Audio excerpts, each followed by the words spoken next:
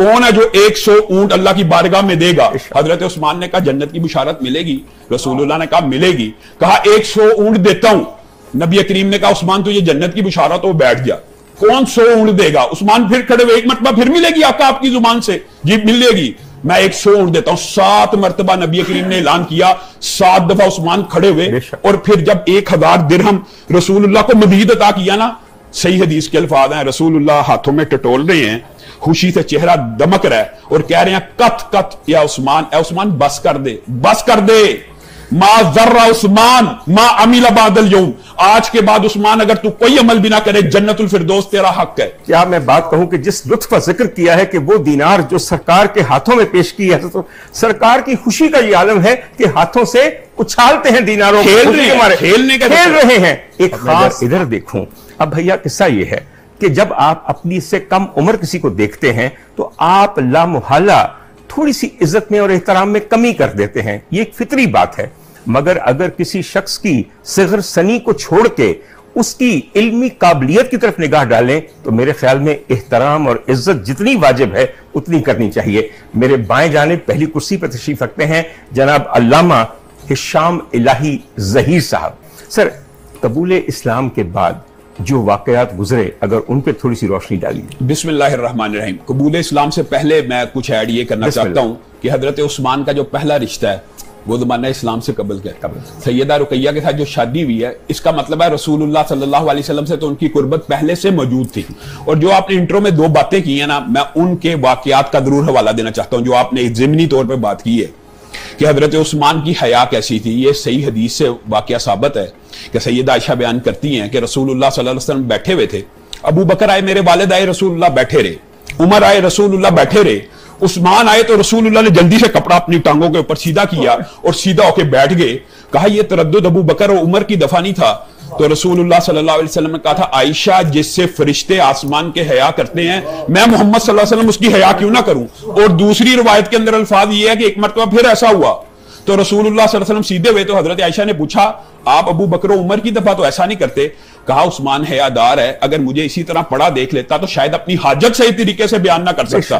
اور جہاں تک آپ نے سخاوت کا ان کا تذکرہ کیا ہے تو رسول اللہ صلی اللہ علیہ وسلم نے غزوہ تبوک کے موقع کے اوپر یہ کہہ دیا کہ آج اسلام کو پیسوں کی ضرورت ہے. ایک خاص فخر و انبساط ہے جو میرے سرکار کے چہرے اور بدن سے اس کے بعد سر جنتیں قربان ہو جائیں اس کے بعد. اور یہ کوئی ایسی بات نہیں ہے.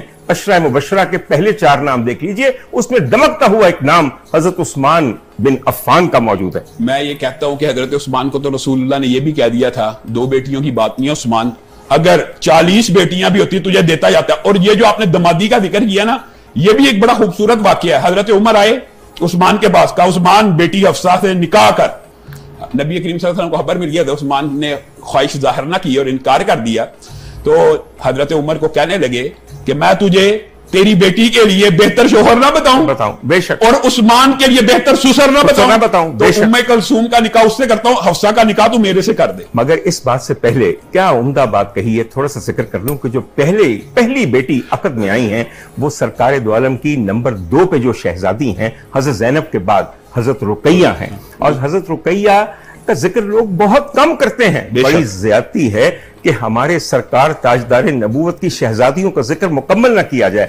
علامہ میں آپ سے بھی پوچھوں گا، حضرت رقیہ کے بارے میں صرف 2-3 باتیں آپ کے سامنے عرض کروں آپ کو کہ جب نکاح میں آ گئیں حضرت عثمان کے تو نہ صرف نکاح میں آ گئیں بلکہ ہجرت میں بھی شامل تھیں. اس کے دونوں دفعہ شامل تھیں سر. اور چھوٹی سی بات آپ کو ایک بتاؤں، آپ کو ایک دفعہ جب ہجرت حبشہ ہوئی ہے تو کئی دیر تک پتہ نہ چلا کہ دونوں میاں بیوی کہاں ہیں. پھر ایک عورت نے آ کے یہ نویز سنائی سرکار کو کہ میں نے ان دونوں کو صحیح حالت میں دیکھا ہے. تو سرکار نے کس قدر خوشی کا اظہار کیا اور کہا. میں آپ کو ایک بات اور بتاتا ہوں، آپ نے جو واقعہ بیان کیا نا اس سے بھی ایک بڑی بات ہے. حضرت عثمان غزوہ بدر میں کیا شامل ہوئے ہیں؟ بالکل شامل ہی ہوئے. ہاں تو پھر اس کا لیکن رسول اللہ نے ان کو مال میں حصہ کیوں دیا؟ مال غنیمت میں مال میں حصہ دیا اور کہا تمہارا درجہ مجاہد کا ہے. تمہارا اس وجہ سے کہ وہ سیدہ رقیہ کی خدمت میں رسول اللہ نے چھوڑ دیا کہ بیمار ہیں ان کی خدمت کرنی ہے. سر این بدر کے دنوں کے اندر جس طرح علامہ فرما رہے ہیں شہزادی رقیہ کو ایک خاص قسم کی بیماری ہو گئی جو مجھ ڈاکٹر کے حساب سے جو میری تھوڑی بہت تحقیق ہے غالباً چیچک تھی کیونکہ دانے اور آبلے پورے جسم پہ نکل آئے تھے. سرکار نے کہا کہ نہیں، تم اپنے حرم کی تیمارداری کرو، اس کا خیال کرو، اور خود وہ چلے گئے. یہ واحد پہلا غزوہ جس میں حضرت عثمان شامل نہیں تھے. میں ایک بات ضرور ایڈ کرنا چاہتا ہوں کہ رسول اللہ صلی اللہ علیہ وسلم کی 4 بیٹیاں، ان کا تذکرہ آپ نے کہا سیدہ فاطمہ کا تذکرہ سب سے زیادہ ہوتا ہے، ہونا بھی چاہیے، لیکن باقی شہزادیوں کا تذکرہ کم ہوتا ہے. یہ آپ نے درست نشاندہی کی ہے. سر میں سمجھتا ہوں کہ زیادتی ہم سے کبھی نہ ہو. سر سیدہ، اور ایک بات اب میں مزید ایڈ بھی کرنا چاہتا ہوں، یہ خام خواہ ہمارے معاشرے میں بنو امیہ بنو ہاشم کی تقسیم کی گئی ہے. رسول اللہ نے اپنی 2 بیٹیاں تو عثمان سے بیاہی اور ایک بیٹی ابو العاص سے بیاہی. عثمان بھی بنو امیہ میں سے، ابو العاص بھی بنو امیہ میں سے. یہ بنو امیہ بنو ہاشم کی کوئی لڑائی نہیں ہے، یہ آپ نے کریٹ کی ہوئی ہے. اسلام میں یہ کوئی لڑائی نہیں ہے. علامہ آپ نے اگر غور کیا ہو کہ تب سے لے کر اب تک جب سے پروگرام شروع ہوا ہے، مجھ گناہگار کے لبوں سے اس قسم کا کوئی تنازع آپ نے سنا؟ بالکل. یا یہ تفریق یا تقسیم دیکھی؟ ہونی بھی نہیں چاہیے، ہونی بھی نہیں چاہیے. صرف مگر میری سیدہ نے، میری آقا زادی نے اپنی بڑی بہن کی وفات جو کہ بدر کے دنوں میں ہوئی ہے، جب وفات ہو گئی اور تدفین ہو گئی تو بارگاہ نبوی میں تشریف لائیں اور بیٹھ کے کتنی دیر اپنی بڑی بہن کو یاد کر کے روتی رہیں. تو جس کے مرنے پہ سیدہ کا آنسو ڈھلکا ہو، آنسو سے لباس تربتر ہوا ہو، ان کا بھی کیا درجہ ہوگا؟ میں آپ کو مزید ایک بات اور بتاتا ہوں. سیدنا عثمان نے صرف یہاں پہ انفاق نہیں کیا، بلکہ رسول اللہ کے آپ اگر اندازہ لگائیں نا، بعض محدثین نے یہ بات لکھی ہے کہ سیدنا عثمان ان لوگوں میں شامل ہیں جن کو جنت کی بشارت سب سے زیادہ مرتبہ بزبان نبوت ہوئی ہے. بے شک. اس کی وجہ سنیں، بیر روما کون خریدے گا مسلمانوں کے لیے؟ میں اس کو جنت کی بشارت دیتا ہوں. حضرت عثمان نے کہا میں خریدتا ہوں. 7 دفعہ تو ایک جگہ پہ بھی، عشرہ مبشرہ میں بھی، بیر روما میں بھی. پھر کہا کون مسجد النبوی کی توسیع کرتا ہے؟ اس کو میں جنت کی بشارت دیتا ہوں. بار بار روکنا پڑتا ہے. حضور والا آپ کا بیٹھنا اٹھنا علماء میں ہے. سر مجھ جیسے گناہگار کے لیے اور میرے سامعین جو واقعی میری طرح گناہگار ہیں، کیا جانے ان میں سے کئی کہ بیر روما ہے کیا؟ ہجرت مدینہ ہو چکی ہے، مدینے میں پینے کے لیے میٹھا پانی کوئی نہیں سوائے ایک یہودی کی ملکیت میں ایک کنواں ہے جس کا نام بیر روما ہے. اس کا تذکرہ ہم کرتے ہیں اس لیے کہ اب آ گیا ہے وقفے کا وقت. آپ بھی ذرا دل کو سنبھال کے بیٹھیے، یقین خدا پہ کیجئے. آج محفل ایسی ہے سر جیسے بیت بازی ہوتی ہے، اور یہ بیت بازی ذکر کی ہے، فضول بہودہ اشعار. سر وہ کیسے اہتمام کیا گیا اور کیا واقعہ ہوا؟ یہ جو اس کا جو دباچہ ہے نا، وہ حضرت ابو بکر کے دور میں پورا ہو چکا تھا. زید بن ثابت کے ذریعے ان کی ڈیوٹی لگائی، اور زید بن ثابت نے یہ بات کی تھی اگر مجھے یہ کہا جاتا یہ پہاڑ اٹھا کے ادھر سے ادھر کر لو تو شاید وہ میرے لیے آسان ہوتا. بے شک. اور آپ کو پتا ہے اس بات سے اگر بات آئی ہے ضمنی طور پہ، اگر آپ نے یہ سوال کر لیا تو حضرت زید بن ثابت نے حجیت حدیث کے اوپر بھی ایک جملہ کہا. جی ہاں. کیا کہا حذیمہ انصاری کے پاس یہ سورت توبہ کی آخری آیت لقد جاءکم رسول من انفسکم ملی، تو حذیمہ انصاری کے پاس گواہ کوئی نہیں تھا. حذیمہ انصاری کے پاس گواہ کوئی نہیں تھا.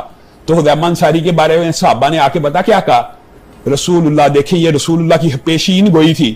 ایک مرتبہ رسول اللہ صلی اللہ علیہ وسلم نے کہا کون ہے میرا گواہ؟ ایک یہودی کے ساتھ معاملہ ہوگا ہو گیا تو حذیمہ انصاری نے کہا تھا میں آپ کی گواہی دیتا ہوں. رسول اللہ نے کہا تو نے تو وہ معاملہ دیکھا نہیں. کہا اگر آپ اللہ کے بارے میں جھوٹ نہیں بولتے تو کیا اس سودے کے بارے میں بولیں گے؟ تو رسول اللہ صلی اللہ علیہ وسلم نے کہا تھا حذیمہ آج تجھے اکیلے کی گواہی آج کے بعد 2 کے برابر ہوگی. تو صحابہ آئے، انہوں نے کہا ان کے اکیلے کی اکیلی ایک آیت حذیمہ انصاری کے پاس تھی قرآن پاک میں شامل ہوگی.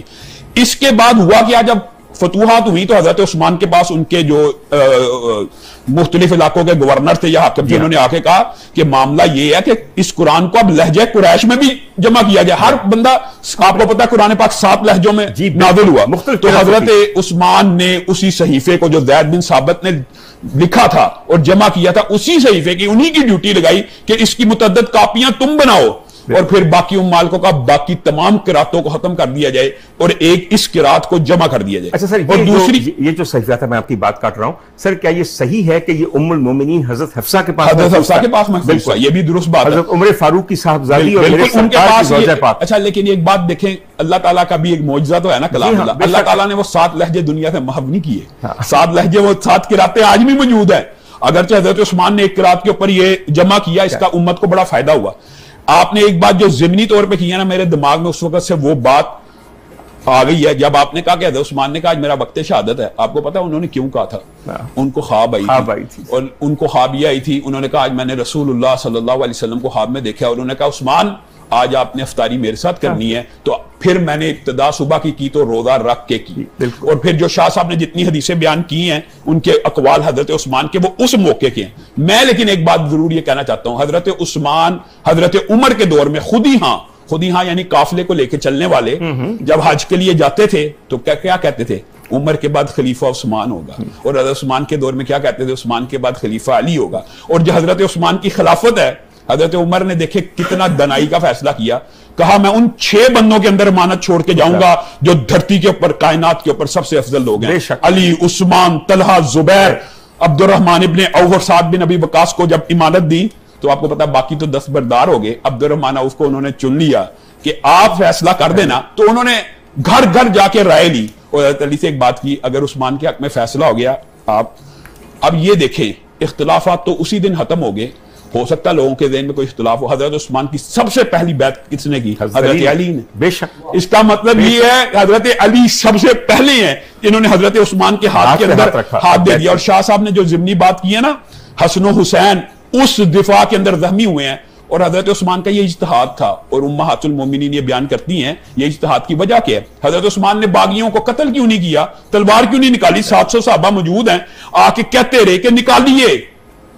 तो उम्महातुल मोमिनीन बयान करती हैं कि एक मर्तबा हजरत उस्मान को रसूलुल्लाह सल्लल्लाहु अलैहि वसल्लम ने अपने पास बुलाया था और कहा था अल्लाह रब्बुल इज्जत तुझे एक कमीज और खिल्लत अता करेंगे। वो मुराद खिलाफत की थी, तूने उसको खुद नहीं उतारना अगर लोग तुझसे छीनना चाहिए। लेकिन जो राज बाद में अफशा हुआ वो ये है कि नबी करीम सल्लल्लाहु अलैहि वसल्लम ने हजरत उस्मान को यह भी कहा था कि तूने तलवार भी नहीं निकालनी।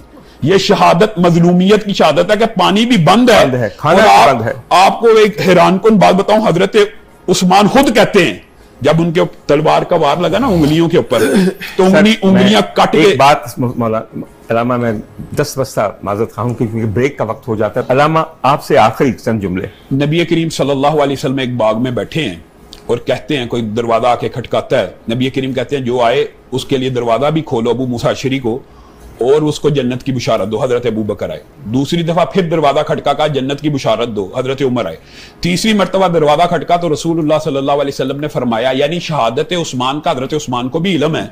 और ये एक मर्तबा नहीं, ये 3-4 मुतअद्दिद अहादीस है कि ओहद पहाड़ के ऊपर खड़े हुए और कहा इसके ऊपर शहीद हैं सिर्फ नबी सिद्दीक और शहीद, फिर हिरा के ऊपर नबी सिद्दीक और शहीद। यहाँ पे क्या कहा, यहाँ पे कहा जो आए उसको शहादत की बुशारत भी दो, जन्नत की बुशारत भी दो, लेकिन मुसीबत की बुशारत भी दो, साथ एक मुसीबत हो। और रसूलुल्लाह सल्लल्लाहु अलैहि वसल्लम ने अपने सहाबा को कहा अनकरीब उम्मत में फितने आएंगे, तुमने उस वक्त इस बंदे का साथ देना है।